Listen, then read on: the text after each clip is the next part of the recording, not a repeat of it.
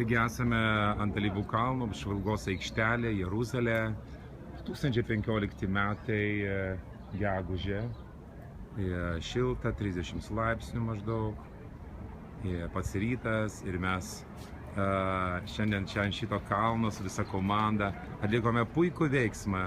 Tai yra palaiminom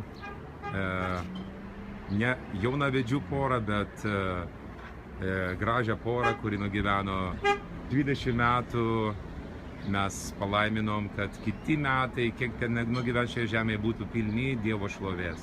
Ir palinkėjome švento rašto, kad Viešpats išpildo visas jų svajones, visus prašymus ir visus sumanimus tai įvykdo.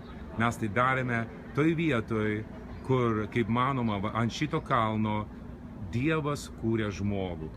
Dievas kūrė žmogų. Štai ant šito kalno, manoma, žmogus ir buvo sukurtas. Po to jis buvo perkeltas į Edeno sodą. Bet kai žmogus krito, vėl buvo sugrąžintas būtent čia. Ant šito kalno Abraomas aukojo Izaoką, ant šito kalno mūsų viešpats tai davė savo gyvybę, kad mes gyventume.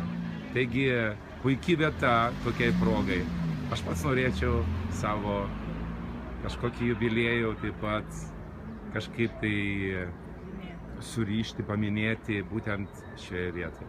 Taigi, brangieji, tai Jeruzalė, puikus rytas ant Alyvų kalno, reportažas.